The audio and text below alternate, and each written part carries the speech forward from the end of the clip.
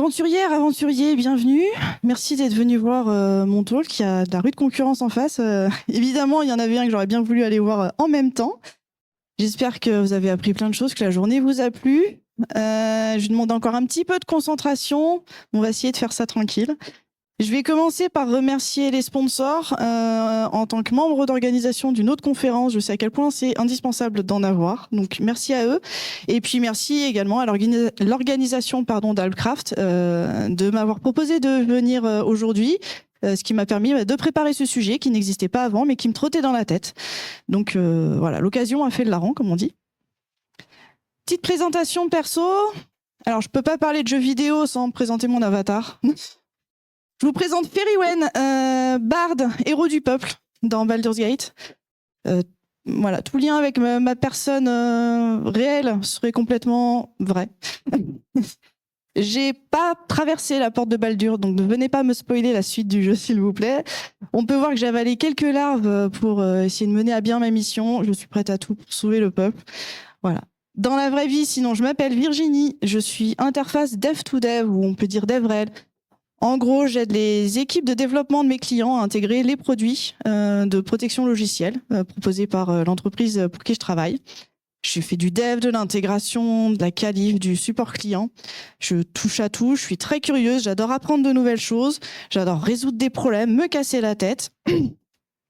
Et j'adore apprendre des nouvelles choses et les transmettre, d'où ma présence ici. Un petit blog sur lequel je partage principalement des sketch notes prises lors de conférences. Je parle un peu de musique aussi. Je suis sur Blue Sky et j'y vais pas très souvent. Je suis également sur LinkedIn, pas très souvent non plus. Mais bon, j'y suis quand même. Si vous me contactez, je répondrai. Alors, dans les jeux vidéo, les jeux de rôle principalement, on va souvent incarner un personnage qui va avoir une mission, voilà, une quête principale à remplir, aller vaincre Ganon, sauver le peuple de Faerûn, etc. Et puis autour, on va souvent avoir des quêtes secondaires qu'on va s'empresser ou pas de faire, ça dépend des profils de personnes. Mais ces quêtes secondaires vont nous permettre souvent de gagner en expérience, de gagner des nouveaux items, éventuellement de nous faire des compagnons d'aventure, récupérer une armure exclusive, etc. Moi, je me suis dit, mais dans la vraie vie, en fait, si on se dit que notre vie pro, ce serait comme une quête principale, est-ce qu'on n'aurait pas autour des quêtes secondaires et qu'est-ce qu'elles pourraient nous apporter dans la vie? Alors, d'où vient cette question? Ça vient en fait de mon expérience personnelle, tout simplement. Je suis donc membre de l'organisation de la conférence Snowcamp. Donc, c'est la grande sœur d'Alpcraft qui se déroule. Le Snowcamp, ça se déroule en janvier. Ça fait depuis 2023-2024 que je suis au sein du Snowcamp. Et au sein de cette association, je me charge de l'organisation du tremplin. Je vais revenir dessus, mais c'est une initiative qui permet d'accompagner les personnes qui voudraient se lancer dans l'art oratoire. Ça consiste donc à faire également du coaching. Et puis, je suis également donc gilet blanc le jour J. Donc, les gilets blancs, c'est comme les polos blancs que vous voyez aujourd'hui pour Alpcraft. C'est veiller à ce que tout se passe bien lors du déroulé de la conférence. Ça fait beaucoup de notifs Slack tout au long de l'année, croyez-moi. Et en fait, il m'a semblé que cette expérience du Snowcamp m'avait apporté de nouvelles compétences, de nouveaux savoir-faire que j'ai pu mobiliser par la suite. Je m'en vais vous raconter ça déjà. Tout d'abord, concernant l'organisation du tremplin. En quoi ça consiste? Dans mon cas, c'est déjà gérer, planifier les répétitions lors des séances de coaching avec les candidats et les candidates. Gérer également la soirée du tremplin, c'est-à-dire c'est la soirée pendant laquelle les personnes qu'on a accompagnées vont présenter le résultat de leur travail. Ça prend la forme d'un meet-up qui est organisé sur Grenoble. Quand ce meet-up doit se dérouler début décembre, avec donc 6 candidats et 6 candidates, leur coach et le lieu qui doit être disponible, ça tourne des fois au casse-tête. Du coup, on l'a avancé à novembre pour avoir un peu moins de casse-tête. Et puis pour le tremplin, il y a également la préparation des supports de communication pour les réseaux sociaux notamment. La diffusion et la programmation des annonces, sont faites par Michel, que j'embrasse, s'il est dans les coins, je crois. Et qu'est-ce que j'ai observé en bénéfice, concernant ces activités? C'est déjà une amélioration de la communication. Quand vous devez créer des supports comme ça de communication pour les réseaux sociaux, ça vous force à avoir le message le plus clair possible et le plus concis possible, parce qu'il n'y a pas énorme de place. Et donc, il faut réussir à aller droit au but. Donc, ça met une contrainte supplémentaire que ce que je pouvais avoir dans mon quotidien de mon travail. Ça m'a permis de tester de nouveaux outils de génération de supports visuels. Donc là, j'utilisais Canva, un outil que je ne connaissais pas. Et ça a été aussi beaucoup d'amélioration de compétences d'organisation. En fait, gérer l'activité du tremplin de Snowcamp, c'est vraiment une mini-gestion de projet. Mon projet, c'est la mise en place, le déroulement de ce tremplin tout au long de l'année, avec des impacts et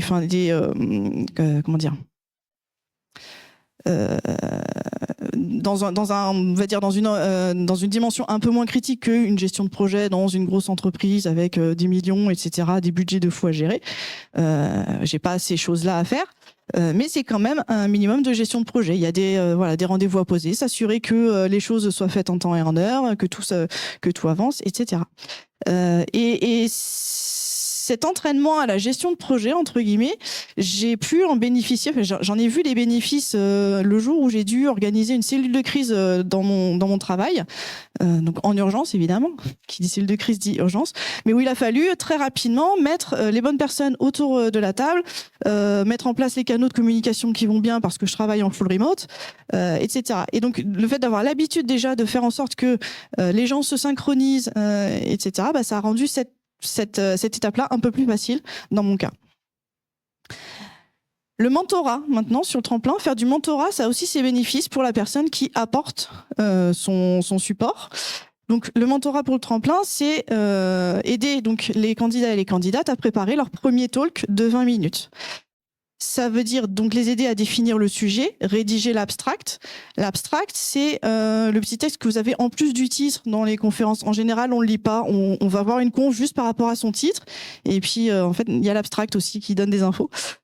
C'est également construire les supports visuels, construire le contenu et exercer à la prise de parole. Concernant donc la personne qui va accompagner, les bénéfices que j'ai observés, moi, c'est déjà une prise de conscience de ses propres savoirs. En fait, si vous voulez vous rendre compte des choses que vous avez apprises et de votre progression, c'est d'accompagner quelqu'un qui est un peu plus junior que vous. Et là, vous allez vous rendre compte du chemin que vous avez parcouru et vous rendre compte que d'accord, ça je le sais, mais en fait, c'est pas évident pour quelqu'un d'autre. Ok, d'accord.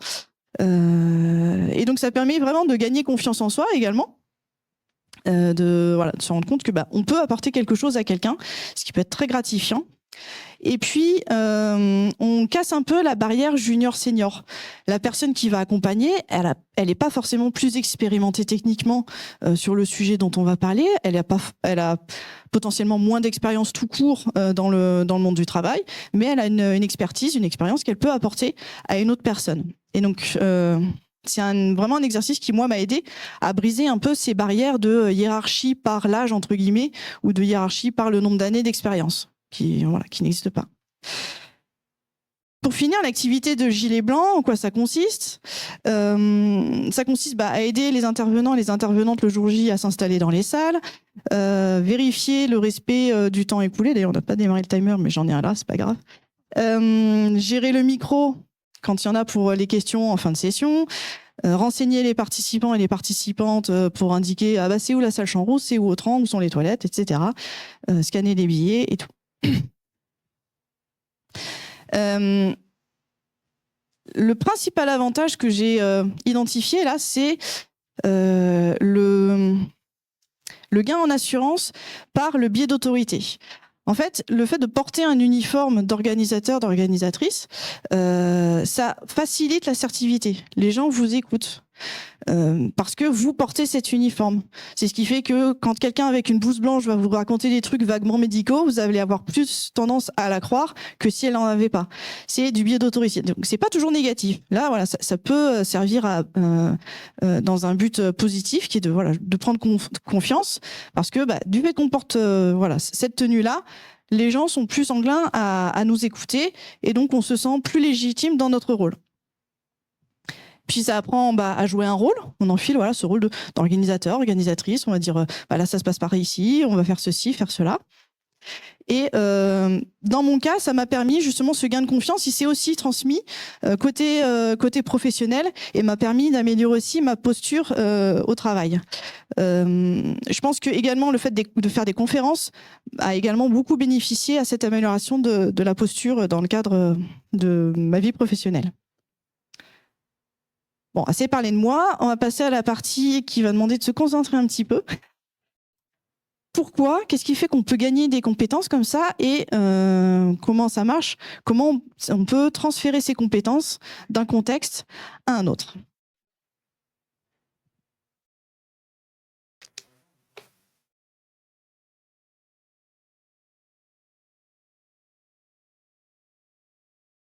Alors déjà, pour apprendre de nouvelles choses, pour apprendre à faire de nouvelles choses, il nous faut ce qu'on a un environnement favorable. Qu'est-ce que c'est qu'un environnement favorable? C'est un environnement qui va nous permettre, qui va générer une sécurité psychologique. La sécurité psychologique, c'est une notion qui a commencé à émerger dans les années 50, mais qui a surtout été développée dans les années 90 par Amy Edmondson, qui menait des études au sein des équipes hospitalières. Pardon. Son but, c'était de comprendre d'où venaient les erreurs médicales au sein des équipes hospitalières. Et son postulat de départ, c'était que les équipes qui affichaient, enfin qui avaient le plus de collaboration, étaient celles qui faisaient le moins d'erreurs. Elle mène ses études, ses analyses, récupère les résultats. Et là, on a tout l'inverse. Les équipes qui collaborent le plus sont celles qui affichent le plus d'erreurs. Vérifier les résultats, parce que c'est quand même plutôt contre-intuitif.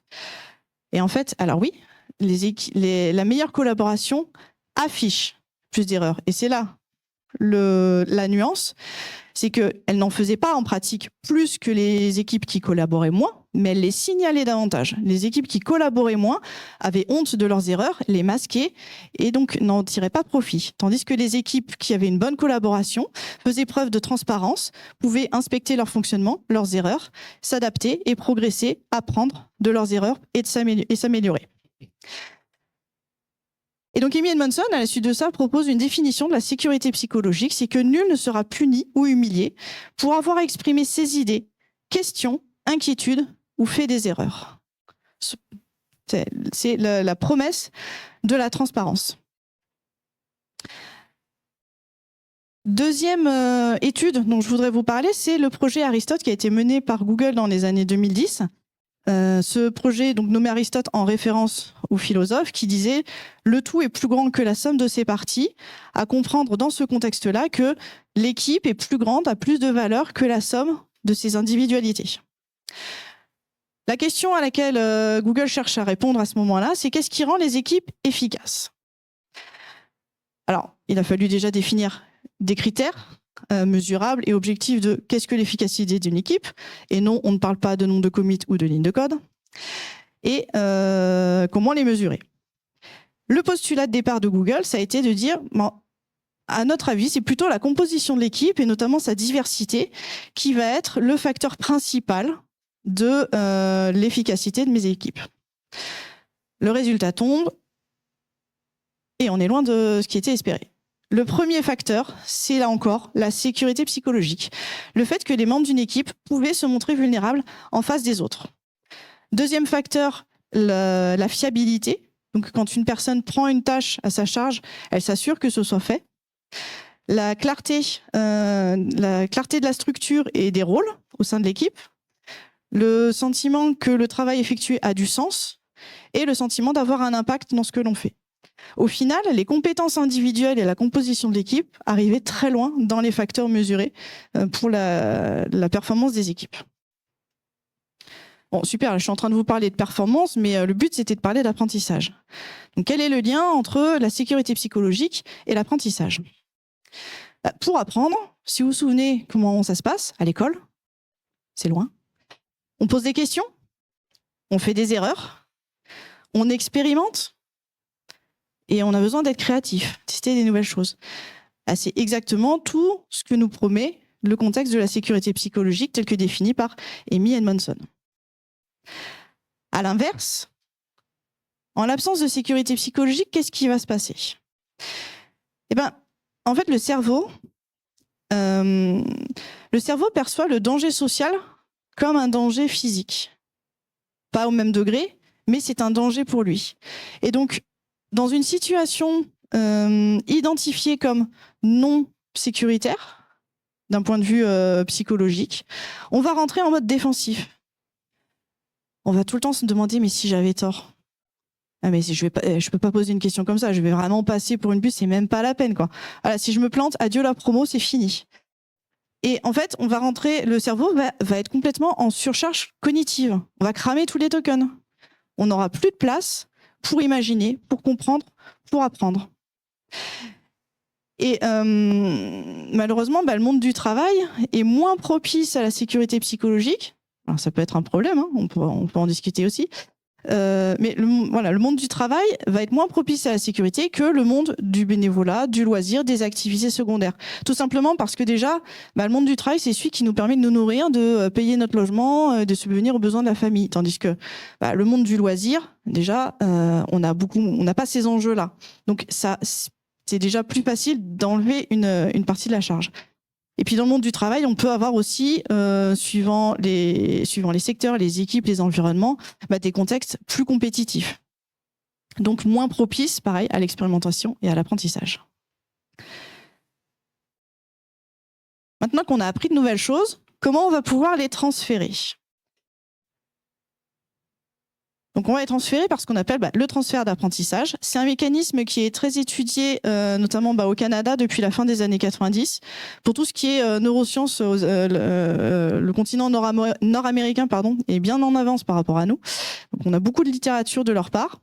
Et donc, les chercheurs en psychologie de l'apprentissage se penchent sur le sujet depuis de nombreuses années. Et en fait, le transfert d'apprentissage, c'est un mécanisme qui est à la base de l'apprentissage scolaire. C'est ce qui est à la base de comment fonctionne l'école et de comment on peut apprendre de nouvelles choses.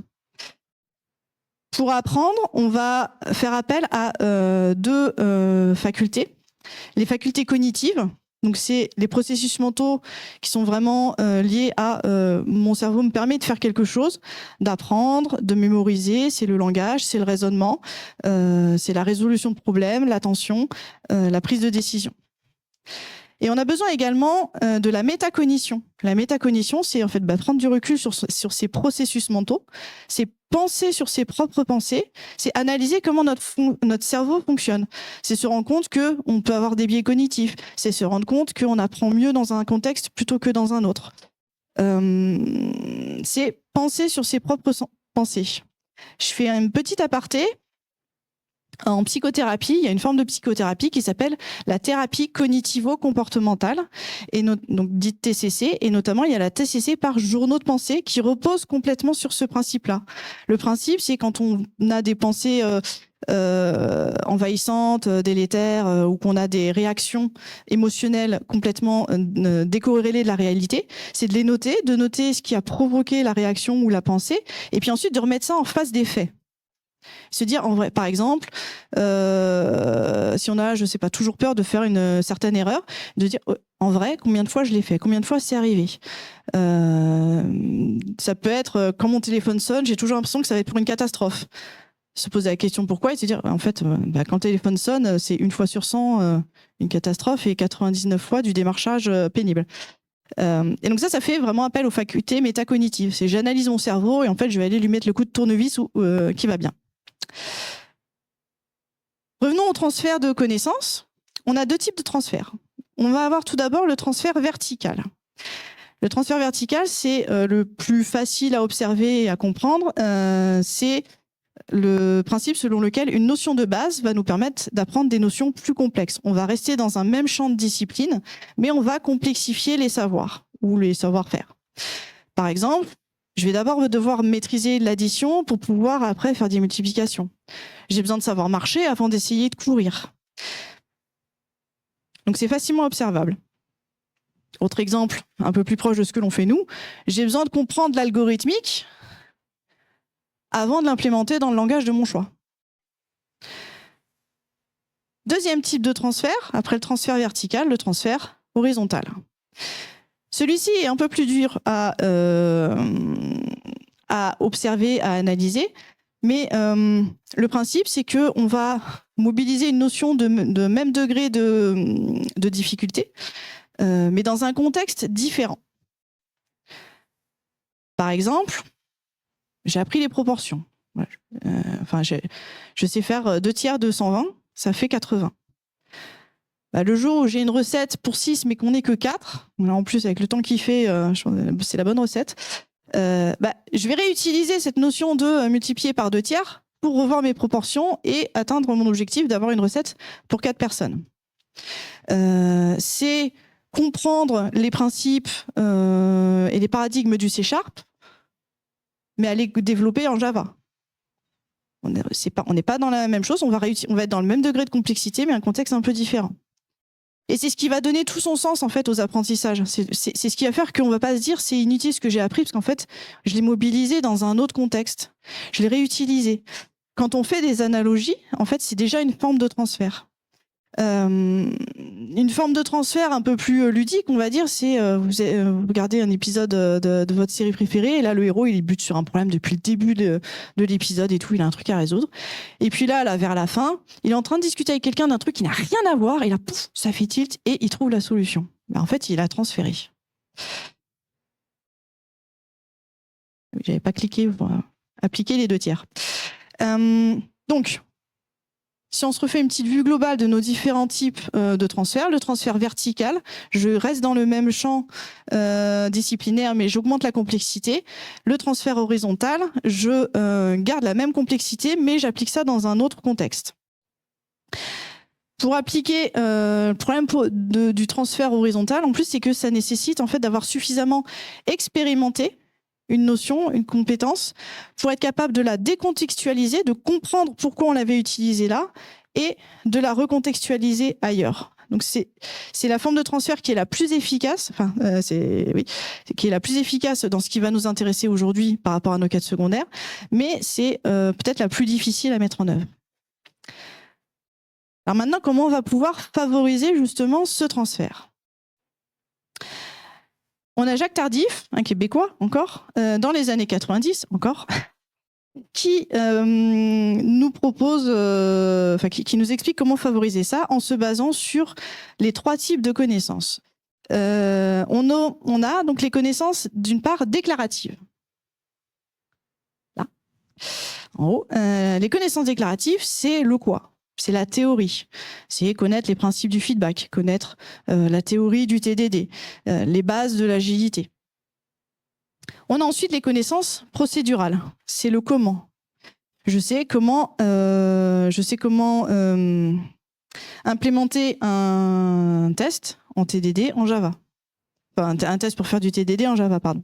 Je sais préparer des slides de conférences avec un outil en particulier. Je sais développer en C++. Et puis enfin, on a les connaissances conditionnelles.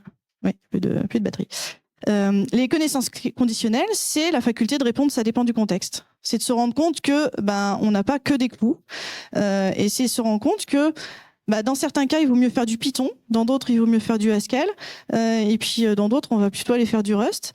Et donc c'est non seulement savoir utiliser quelque chose, mais savoir quand est-ce que c'est bien de l'utiliser. Et ça nécessite justement d'avoir suffisamment expérimenté, et c'est là où en fait nos quêtes secondaires, elles vont nous permettre de bien transférer ces compétences, et que c'est des choses on va chercher à expérimenter le plus possible pour pouvoir ensuite transférer nos connaissances, nos compétences. Sur le transfert, je voudrais juste vous présenter quelques pro-gameuses aujourd'hui du transfert. À mes yeux, ce sont les personnes issues de la reconversion, puisque ces personnes-là, elles n'ont pas seulement fait des quêtes secondaires, elles ont carrément changé de quête principale.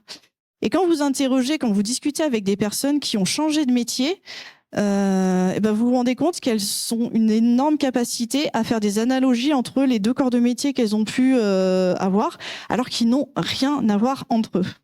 Et c'est des personnes qui vont être qui vont avoir une meilleure adaptabilité, qui vont avoir plus de flexibilité mentale et qui vont justement avoir plus de facilité à faire du transfert horizontal.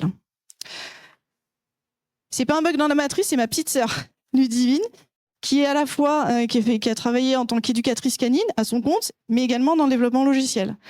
Pour elle, la relation client, la compréhension du besoin client, et une bonne organisation, c'est primordial dans ces deux métiers.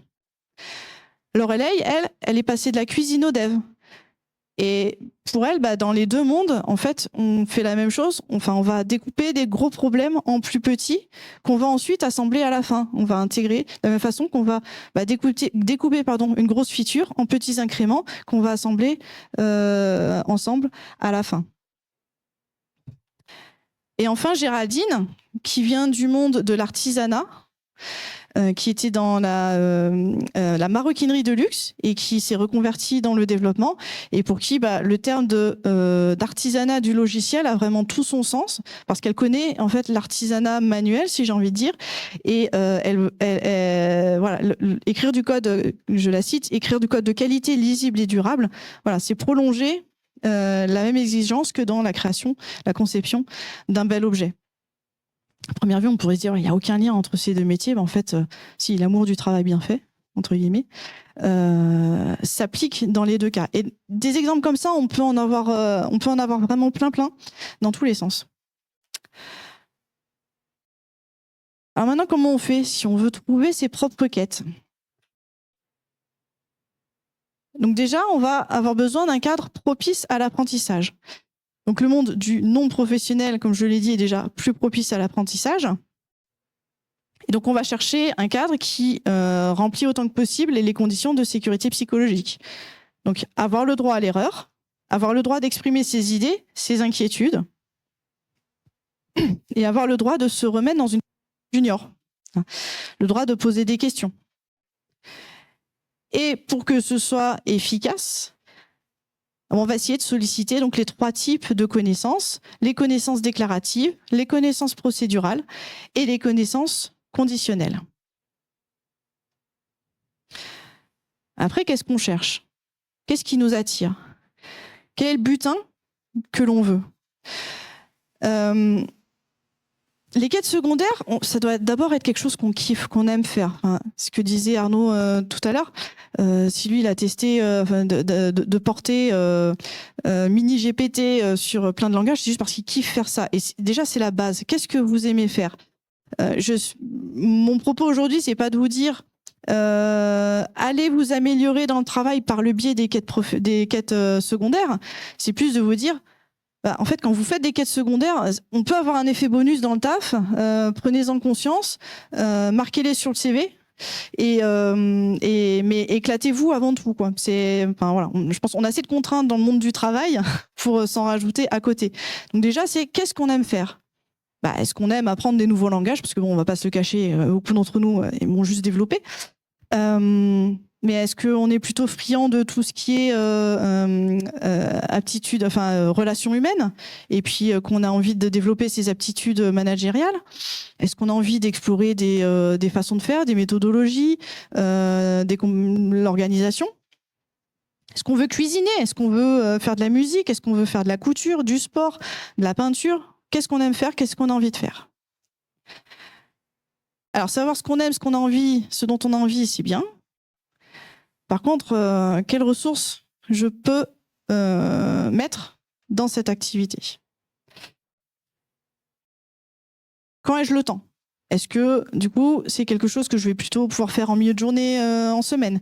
Est-ce que c'est plutôt le week-end? Est-ce que c'est plutôt en fin de journée? Est-ce que je peux me déplacer? Est-ce que je vais faire des choses plutôt dans mon coin de façon asynchrone, ou est-ce que je peux faire ça sur un créneau fixe avec d'autres personnes? Est-ce que je suis plutôt team solo ou à faire des choses en équipe? Est-ce que je peux dépenser de l'argent? Parce que si vous voulez vous mettre à l'impression 3D, moins de trouver une imprimante 3D qu'on peut vous prêter gracieusement, à un moment donné, il va falloir investir dans du matériel.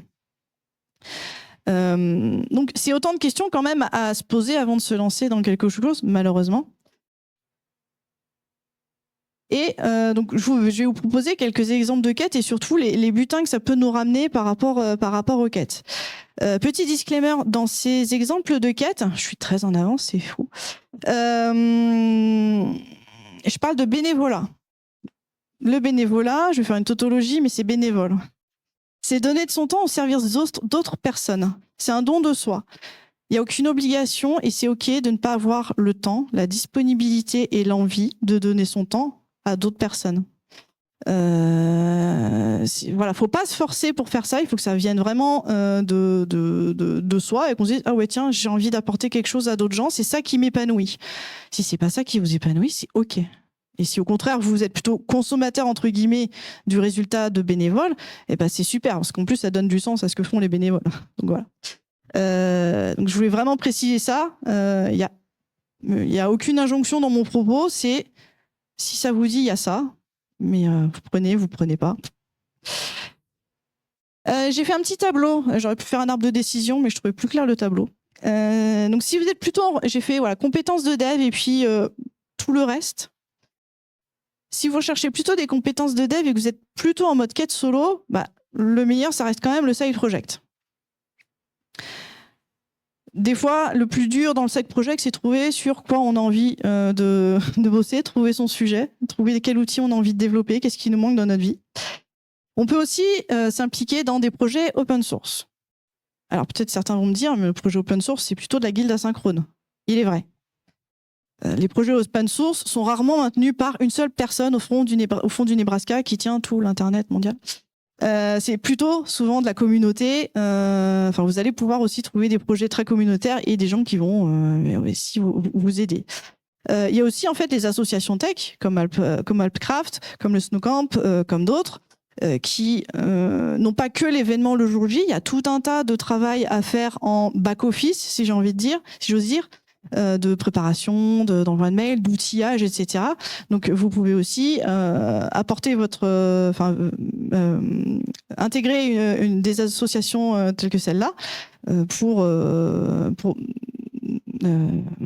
expérimenter le côté logiciel. Côté guilde, synchrone maintenant, et c'est là où c'est important de se demander quand est-ce que j'ai le temps, est-ce que je peux me déplacer. Il y a tout ce qui est coding dojo, les meet-up, les conférences dans une moindre mesure. Les conférences comme aujourd'hui, elles vous permettent juste d'éveiller votre curiosité, de vous rappeler qu'il y a d'autres choses à apprendre et d'autres choses à découvrir. Vous pouvez aussi éventuellement monter un club ou une équipe intra-entreprise, entre midi et 2, et puis dire tiens, est-ce que ça intéresse quelqu'un, on se monte un club et puis on va expérimenter tel techno. C'est complètement en dehors des projets, vous faites ce que vous voulez, vous expérimentez, vous vous amusez. Vous pouvez également essayer de lancer les Brown Back Lunch, les BBL. Ça, c'est vraiment plus pour créer une dynamique. Vous n'allez pas forcément gagner vous n'allez pas dépasser les compétences déclaratives, les connaissances déclaratives. Mais le Brown Back Lunch, en fait, c'est le fait de faire venir quelqu'un entre midi et 2 et qui va vous parler d'un sujet. C'est un talk à domicile entre midi et 2.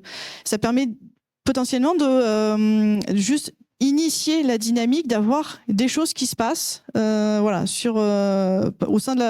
la journée de travail, autre que je suis en train de coder sur le projet qu'on m'a assigné. Donc si vous êtes intéressé par les coding dojo, les meet-up, les conférences, je vous renvoie vers la page LinkedIn et maintenant le site tout nouveau qui est tout frais, tout chaud, de Julien Lenormand qui recense les événements à venir sur Grenoble. Mais c'est bon, je suis pas devant.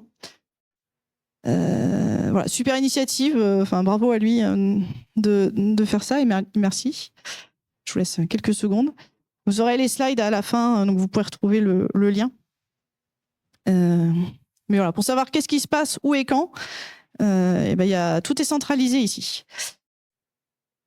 Alors ensuite, sur les autres compétences, sur les autres types de quêtes en dehors du dev, parce qu'on a le droit aussi de faire autre chose de nos vies. En quête solo, tous les loisirs, et ça peut nous apprendre pas mal de choses, notamment sur... ça peut nous faire progresser pas mal sur les compétences d'organisation, sur la prise de distance par rapport à notre production. C'est-à-dire, si on est quelqu'un d'assez sensible à la critique vis-à-vis de notre code, d'essayer de faire d'autres choses, ça peut aider à se détacher de ce qu'on a fait. Donc cuisine, menuiserie, couture, musique. Oui, la musique, c'est également de la guilde synchrone, évidemment. En guilde asynchrone, il y a les associations locales. Club de sport des enfants, sous des écoles, centre communal d'action sociale et plein d'autres. Ces associations, alors elles organisent des événements, mais de la même façon comme les associations tech, il n'y a pas que les événements qui comptent, il y a aussi tout un tas de travail à faire en sous-marin, entre guillemets, tout au long de l'année, des travaux préparatoires ou de préparation des supports, centralisation des commandes pour le sous des écoles, par exemple, tout un tas de choses, voire même du maintien de site web pour certaines de ces assos. Enfin voilà, vous pouvez même potentiellement mettre à profit vos compétences de développement au sein de ces associations. Et là encore, ça permet de voir d'autres types de rôles aussi. Comme moi avec le tremplin où je prends un peu une casquette de chef de projet, là ça peut vous permettre de prendre d'autres casquettes, par exemple, d'avoir à gérer un budget, etc. Et c'est toujours extrêmement formateur et ça permet de mieux comprendre aussi ce qui se passe dans le quotidien de vos collègues et des gens avec qui vous travaillez. Et puis pour les guildes synchrones, toujours les associations locales qui ont souvent des événements. Et puis les sports collectifs, les arts collectifs, la musique, le cirque, etc. C'est pas, la liste est évidemment pas exhaustive, mais l'idée c'est de vous aider à vous dire ouais en fait déjà je me fais plaisir, mais en fait peut-être ça m'a apporté des trucs dont je m'étais pas encore rendu compte. Le loot final, je suis allée très vite, c'est hallucinant. Donc, les quêtes secondaires, au-delà de nous apporter juste un peu de joie, de bien-être et de plaisir, peuvent être source de nouvelles compétences et de nouvelles connaissances, notamment parce que donc elles ont un cadre plus propice à l'apprentissage, puisque ce sera plus facile d'avoir un cadre de sécurité psychologique. Elles nous permettent de rompre les barrières d'identité entre junior et senior. On peut se mettre dans la peau d'autres rôles, on peut expérimenter d'autres choses. Et puis, on va pouvoir expérimenter utiliser les trois types de connaissances, qui sont les connaissances déclaratives, procédurales et conditionnelles. Donc les connaissances conditionnelles, savoir quand utiliser quelque chose à bon escient, ce sont celles qui vont nous permettre justement de favoriser le transfert, puisque c'est celles qui nous permettent de comprendre pourquoi j'ai fait ça à ce moment-là dans tel contexte, et donc de se dire ah tiens en fait ici là je peux le faire aussi. Et donc vraiment moi l'idée des fois on se dit est-ce que je mets mes loisirs, mes hobbies, mes activités extra-professionnelles sur mon CV ? Moi, aujourd'hui, j'ai envie de vous dire oui, mettez-les, parce qu'en fait, ça peut vous permettre aussi de justifier de compétences et de savoir-faire qui sont pas directement liés effectivement à ce qu'on demande techniquement et tout, mais au final, qui sont aussi super importants quand on travaille à plusieurs dans une entreprise. Mais en vrai, est-ce qu'on a gagné que de l'XP ? Non.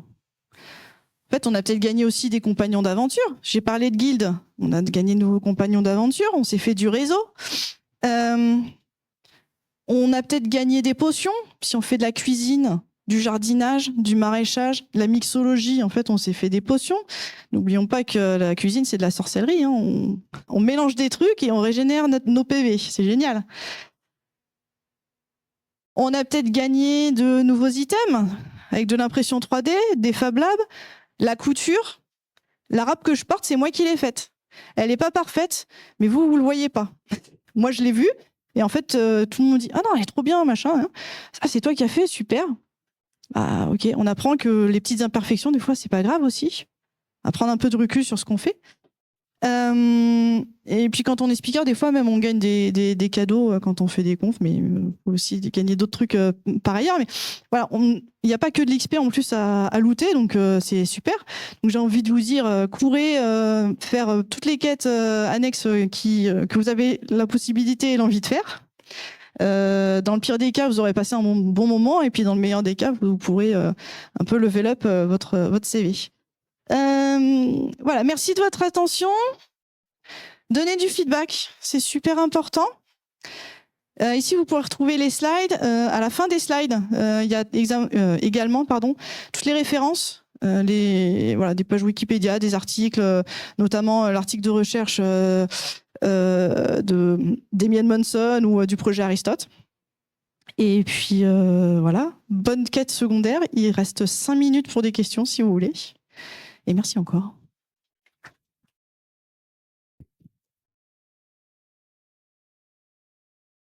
Deux questions. Alors, on va commencer par Baptiste. Ma première quête secondaire, je pense que c'est la musique. Mais ouais, je pense que c'est la musique, parce qu'effectivement, donc j'en ai pas parlé parce que j'avais pas le temps. Je fais de la musique dans un groupe et là aussi j'ai vu en fait des bénéfices parce que quand on fait de la musique et surtout qu'on fait soi-même ses arrangements, nous on fait des reprises de morceaux. Donc on propose des arrangements, on les travaille chez nous, après on va les proposer, on va faire la démo en séance, en répétition, on va s'adapter, on va prendre les feedbacks, on va corriger, on va revenir, et puis on va reproposer. Donc voilà, ça je trouve que c'est un super exemple de travail itératif au final, dont on se rend pas forcément compte, mais quand on commence en fait justement à prendre conscience de ces ponts-là entre les différents mondes, ah oui, mais en fait oui, c'est pareil. Donc et on commence à bien voir les bénéfices d'un côté et à se rendre compte à quel point ça peut être bénéfique de l'autre. Voilà. Oui.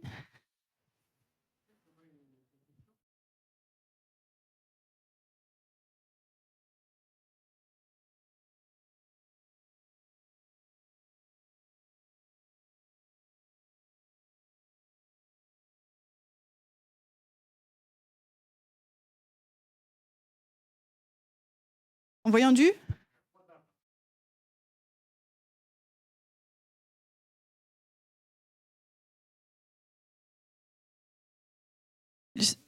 reste ah oui. Je sais plus ce que j'ai mis comme exemple de code. C'est marqué dessus. Celui-là, oui, c'est ça. Il y a du Rust et du Python. Tout à fait.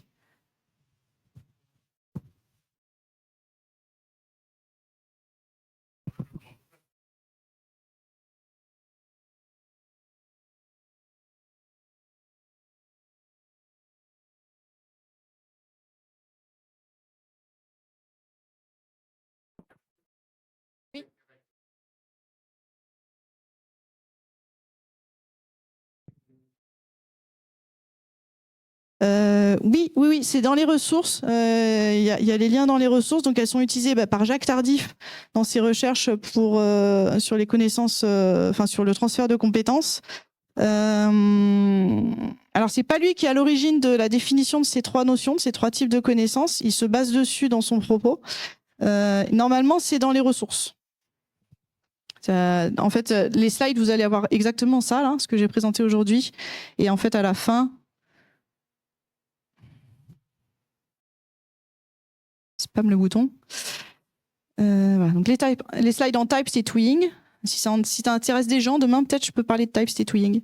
Donc là j'ai les ressources sur la sécurité psychologique, les transferts d'apprentissage et je pense que ça va être celui-là, Simon Dor, sur les connaissances. Voilà.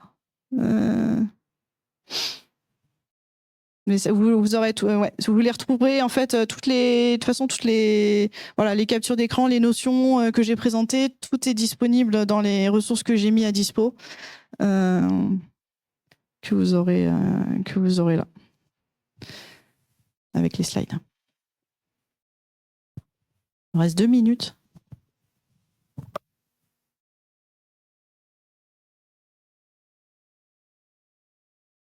Bon.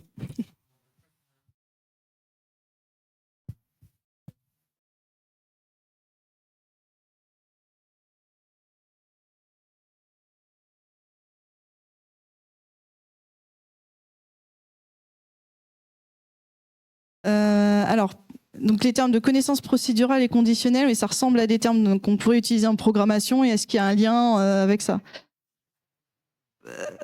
Alors procédural, oui, il y a les langages procédural, oui. Conditionnel, je suis pas sûre, mais on a les boucles conditionnelles qui veut dire le if. Donc je pense que en fait sémantiquement ça reparle de la même chose. Après à quel point on aurait un pont entre les deux univers, je sais pas dire. Ouais. Bien, merci à tous. Et puis il y a le mot de la fin, je crois qu'il va commencer.